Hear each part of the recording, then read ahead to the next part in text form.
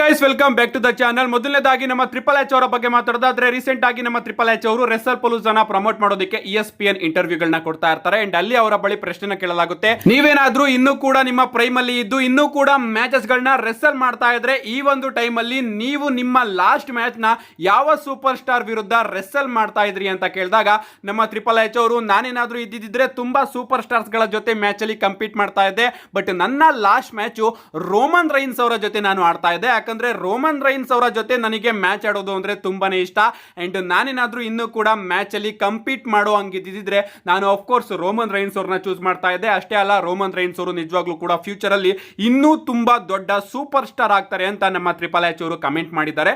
ಇದು ನಮ್ಮ triple H ಅವರು ರೋಮನ್ ರೈನ್ಸ್ ಅವರಿಗೆ ಅವರ ಫ್ಲಾರ್ಸ್ ಗಳನ್ನ ಕೊಟ್ಟಿದ್ದಾರೆ ಅಂತಾನೆ ಹೇಳ್ಬಹುದು. ಅಷ್ಟೇ ಅಲ್ಲ ಗಾಯ್ಸ್, ಅದನ್ನ ಬಿಟ್ರೆ ಈಗ ಕಂಪ್ಲೀಟ್ ಆಗಿ ರೆಸಲ್ ಪಲೂಜಾ ಬಗ್ಗೆ ಮಾತಾಡೋದಾದ್ರೆ ರೆಸಲ್ ಪಲೂಜಾನ ನಮ್ಮ ಟ್ರಿಪಲ್ ಎಚ್ ಅವರು ಹೈಪ್ ಮಾಡ್ತಾ ನಿಜವಾಗ್ಲೂ ಈ ಒಂದು ಶೋನ ಯಾರು ಕೂಡ ಮಿಸ್ ಮಾಡ್ಕೋಬೇಡಿ, ಇಲ್ಲಿ ನಾವು ಸರ್ಪ್ರೈಸಸ್ ಗಳನ್ನ ಡಿಲಿವರ್ ಮಾಡ್ತೀವಿ ಅಂಡ್ ತುಂಬಾನೇ ಫನ್ ಇಲ್ಲಿ ನಿಮಗೆ ನೋಡೋದಕ್ಕೆ ಸಿಗುತ್ತೆ. ಅಷ್ಟೇ ಅಲ್ಲ, ESPN ಅವರು ಕೂಡ ಇದನ್ನ ತುಂಬಾನೇ ದೊಡ್ಡದಾಗಿ ಡಿಲಿವರ್ ಮಾಡ್ತಾರೆ ಅಂತ ರೆಸಲ್ ಪಲೂಜಾನ ನಮ್ಮ ಟ್ರಿಪಲ್ ಎಚ್ ಅವರು ಹೈಪ್ ಮಾಡಿದ್ದಾರೆ. ಪ್ರತಿ ಶೋನು ಕೂಡ ನಮ್ಮ ಟ್ರಿಪಲ್ ಎಚ್ ಅವರು ಇದೇ ರೀತಿ ಹೇಳ್ತಾ ಇರ್ತಾರೆ, ತುಂಬಾನೇ ಸರ್ಪ್ರೈಸ್ ಗಳು ಇರುತ್ತೆ ಅಂತ. ಬಟ್ ಈ ಒಂದು ಶೋ ಅಲ್ಲಿ ಆಕ್ಚುಯಲ್ ಆಗಿ ನಮಗೆ ತುಂಬಾನೇ ಸರ್ಪ್ರೈಸಸ್ ಗಳು ನೋಡೋದಕ್ಕೆ ಸಿಗುತ್ತೆ. ಆ ಸರ್ಪ್ರೈಸ್ ಏನಪ್ಪಾ ಅಂದ್ರೆ ರೆಸಲ್ ಪಲೂಜಾದ ಮೈನ್ ಇವೆಂಟ್.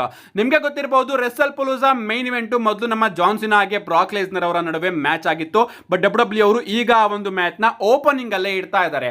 ಗೊತ್ತಿಲ್ಲ ಯಾಕೆ ಓಪನಿಂಗ್ ಅಲ್ಲಿ ಇಡ್ತಾ ಇದ್ದಾರೆ ಅಂತ. ರಿಪೋರ್ಟ್ಸ್ ಗಳು ಬರ್ತಿರೋ ಪ್ರಕಾರ ಬ್ರಾಕ್ ಲೆಸ್ನರ್ ಅವರು ಬೇಗ ಮನೆಗೆ ಹೋಗ್ಬೇಕಂತೆ, ಅದಕ್ಕೋಸ್ಕರ ಆ ಒಂದು ಮ್ಯಾಚ್ ನ ಓಪನಿಂಗ್ ಅಲ್ಲಿ ಇಡ್ತಾ ಇದ್ದಾರೆ ಅಂತ ರಿಪೋರ್ಟ್ಸ್ ಗಳು ಬರ್ತಾ ಇದೆ. ಬಟ್ ನಾನು ಅದನ್ನ ನಂಬೋದಿಲ್ಲ. ಒರಿಜಿನಲ್ ವಿಚಾರ ಏನಪ್ಪಾ ಅಂದ್ರೆ ರೆಸಲ್ ಪಲೂಜಾ ಮೈನ್ ಇವೆಂಟ್ ಅಲ್ಲಿ ನಮಗೆ ಅನ್ಡಿಸ್ಪ್ಯೂಟೆಡ್ WWE ಚಾಂಪಿಯನ್ಶಿಪ್ ಗೆ ಕೋಡಿ ರೋಡ್ಸ್ ಹಾಗೆ ಡ್ರೂ ಮ್ಯಾಕೆಂಟೈರ್ ಅವರ ಸಿಂಗಲ್ಸ್ ಮ್ಯಾಚ್ ನೋಡೋದಕ್ಕೆ ಸಿಗ್ತಾ ಇದೆ.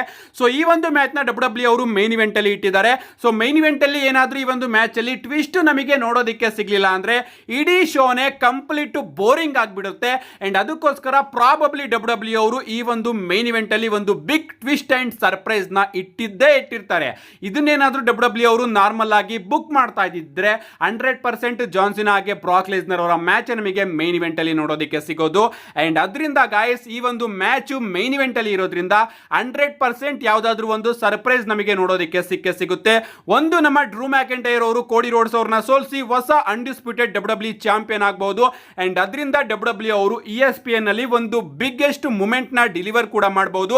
ಅಷ್ಟೇ ಅಲ್ಲ ಗಾಯ್ಸ್, ರಾಕ್ ಅವರು ರಿಟರ್ನ್ ಆಗೋ ಅಪ್ಡೇಟ್ ಇನ್ನೂ ಕೂಡ ಸ್ಟ್ರಾಂಗ್ ಆಗಿದೆ. ಯಾಕಂದ್ರೆ ನಮ್ಮ ರಾಕ್ ಅವರೇ ಟೀಸ್ ಮಾಡಿದ್ದಾರೆ. ರೀಸೆಂಟ್ ಆಗಿ ನಮ್ಮ ರಾಕ್ ಅವರು ತನ್ನ ಇನ್ಸ್ಟಾಗ್ರಾಮ್ ಅಲ್ಲಿ ರೆಸಲ್ ಪಲೂಜಾ ESPN ನ ಪ್ರಮೋಟ್ ಮಾಡ್ತಾ ಒಂದು ವಿಡಿಯೋನ ಶೇರ್ ಮಾಡ್ಕೊಂಡಿದ್ದಾರೆ ಇನ್ಸ್ಟಾಗ್ರಾಮ್ ಸ್ಟೋರಿಯಲ್ಲಿ. ಸೊ ಇದರಿಂದ ಪ್ರಾಬಬ್ಲಿ ನಮ್ಮ ರಾಕ್ ಅವರು ಅಲ್ಲಿ ಅಪಿಯರ್ ಆಗೋ ಚಾನ್ಸಸ್ ಇನ್ನೂ ಕೂಡ ಜಾಸ್ತಿ ಆಗಿದೆ. WWE ಅವರು ಫಾಕ್ಸ್ ಗೆ ಮೂವ್ ಆನ್ ಆದಾಗ್ಲೂ ಕೂಡ ರಾಕ್ ಅವರು ಬಂದಿದ್ರು, ನೆಟ್ಫ್ಲಿಕ್ಸ್ ಗೆ ಮೂವ್ ಆನ್ ಆದಾಗ್ಲೂ ಕೂಡ ರಾಕ್ ಅವರು ಬಂದಿದ್ರು ಅಂಡ್ ಈಗ ESPN ಗೆ ಮೂವ್ ಆನ್ ಆಗ್ತಾ ಇದ್ದಾರೆ ಅಂಡ್ ಪ್ರಾಬಬ್ಲಿ ರಾಕ್ ಅವರು ಬರೋ ಚಾನ್ಸಸ್ ಇನ್ನೂ ಕೂಡ ಜಾಸ್ತಿ ಕಾಣಿಸ್ತಾ ಇದೆ. ಆ ಒಂದು ಮೈನ್ ಇವೆಂಟ್ ಸರ್ಪ್ರೈಸ್ ನಮ್ಮ ರಾಕ್ ಅವರಿಂದನೇ ನಮಗೆ ನೋಡೋದಕ್ಕೆ ಸಿಗಬಹುದು. ಒಂದು, ನಮ್ಮ ರಾಕ್ ಅವರು ಬಂದು ಕೋಡಿ ರೋಡ್ಸ್ ಅವ್ರನ್ನ ಸೋಲಿಸಬಹುದು ಅಂಡ್ ರಾಕ್ ಅವರ ಹೆಲ್ಪ್ ಇಂದ ನಮ್ಮ ಡ್ರೂ ಮ್ಯಾಕೆಂಟೈರ್ ಅವರು ಹೊಸ ಅನ್ಡಿಸ್ಪ್ಯೂಟೆಡ್ WWE ಚಾಂಪಿಯನ್ ಆಗಬಹುದು. ಈ ಒಂದು ವಿಚಾರ ಕೂಡ ನಮಗೆ ರೆಸಲ್ ಪಲೂಜಾ ಮೈನ್ ಇವೆಂಟ್ ಅಲ್ಲಿ ನೋಡೋದಕ್ಕೆ ಸಿಗಬಹುದು. ಅಥವಾ ನಮ್ಮ ರಾಕ್ ಅವರು ಬಂದು ಕೋಡಿ ರೋಡ್ಸ್ ಅವರಿಗೇನೆ ಹೆಲ್ಪ್ ಮಾಡೋ ವಿಚಾರ ನಮಗೆ ನೋಡೋದಕ್ಕೆ ಸಿಗಬಹುದು. ಇವತ್ತಿನ ಸ್ಮ್ಯಾಕ್ ಡೌನ್ ನಲ್ಲಿ ನೀವು ಗಮನಿಸಿರಬಹುದು, ನಮ್ಮ ಡ್ರೂ ಮ್ಯಾಕೆಂಟೈರ್ ಅವರು ಕೋಡಿ ರೋಡ್ಸ್ ಅವರಿಗೆ ಹೇಳ್ತಾರೆ, ಥ್ಯಾಂಕ್ ಯು ಕೋಡಿ ರೋಡ್ಸ್, ನಾನು ನಿನಗೆ ಥ್ಯಾಂಕ್ಸ್ ನ ಯಾಕೆ ತಿಳಿಸ್ತಾ ಇದ್ದೀನಿ ಅಂದ್ರೆ ನಿನ್ನ ಮ್ಯಾಚ್ ಅಲ್ಲಿ ನನಗೆ ಔಟ್ ಸೈಡ್ ಇಂದ ಇಂಟರ್ಫರೆನ್ಸ್ ಗಳು ನೋಡೋದಕ್ಕೆ ಸಿಗೋದಿಲ್ಲ ಅಂತ ನಂಬಿಕೆ ಇದೆ. ನಿಜವಾಗ್ಲೂ ನೀನೊಬ್ಬ ಫೈಟಿಂಗ್ ಚಾಂಪಿಯನ್, ಸೊ ನಿನ್ನ ಮ್ಯಾಚ್ ಅಲ್ಲಿ ನನಗೆ ಯಾವುದೇ ರೀತಿಯ ಮೋಸ ಆಗೋದಿಲ್ಲ, ಅದಕ್ಕೋಸ್ಕರ ನಾನು ನಿನಗೆ ಥ್ಯಾಂಕ್ಸ್ ನ ತಿಳಿಸ್ತಾ ಇದ್ದೀನಿ ಅಂತ ನಮ್ಮ ಡ್ರೂ ಮ್ಯಾಕೆಂಟೈರ್ ಅವರು ತಿಳಿಸಿದ್ದಾರೆ. ಯಾಕಂದ್ರೆ ಡ್ರೂ ಮ್ಯಾಕೆಂಟೈರ್ ಅವರು ಇಷ್ಟು ವರ್ಷ ಯಾವ ಚಾಂಪಿಯನ್ಶಿಪ್ ಮ್ಯಾಚ್ ಅಲ್ಲಿ ಇದ್ದಾರೋ ಆ ಚಾಂಪಿಯನ್ಶಿಪ್ ಮ್ಯಾಚಸ್ ಗಳಲ್ಲೆಲ್ಲ ಔಟ್ ಸೈಡ್ ಇಂಟರ್ಫರೆನ್ಸ್ ಗಳು ಆಗ್ತಾನೆ ಇದೆ ಅಂಡ್ ಅದರಿಂದ ನಮ್ಮ ಡ್ರೂ ಮ್ಯಾಕೆಂಟೈರ್ ಅವರು ಕೋಡಿ ರೋಡ್ಸ್ ನಿನ್ನ ಈ ಒಂದು ಮ್ಯಾಚ್ ಅಲ್ಲಿ ಔಟ್ ಸೈಡ್ ಇಂಟರ್ಫರೆನ್ಸ್ ಆಗೋದಿಲ್ಲ ಅಂತ ನನಗೆ ನಂಬಿಕೆ ಇದೆ ಅಂತ ಕೋಡಿ ರೋಡ್ಸ್ ಅವರಿಗೆ ಥ್ಯಾಂಕ್ಸ್ ನ ತಿಳಿಸಿದ್ದಾರೆ. ಯಾರಿಗೆ ಗೊತ್ತು, ಈ ಒಂದು ಮ್ಯಾಚ್ ಅಲ್ಲಿ ಔಟ್ ಸೈಡ್ ಇಂಟರ್ಫರೆನ್ಸ್ ನಮ್ಮ ರಾಕ್ ಅವರೇ ಮಾಡಬಹುದು.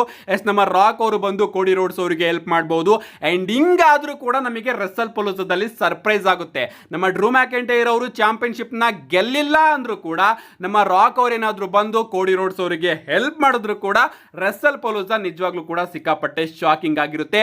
ಏನೇ ಆಗ್ಲಿ ಗೈಸ್, ರಾಕ್ ಅವರು ಕೂಡ ಟೀಸ್ ಮಾಡಿದ್ದಾರೆ ಅಂಡ್ ಈ ಒಂದು ಮ್ಯಾಚ್ ಮೈನ್ ಇವೆಂಟ್ ಅಲ್ಲಿ ಇರೋದ್ರಿಂದ ಈ ಒಂದು ಮ್ಯಾಚ್ ನ ಡಬ್ಲ್ಯೂ ಅವರು ನಾರ್ಮಲ್ ಆಗಂತೂ ಬುಕ್ ಮಾಡೋದಕ್ಕೆ ಹೋಗೋದಿಲ್ಲ ಅಂತ ನಾನು ಕೂಡ ನಂಬಿದ್ದೀನಿ.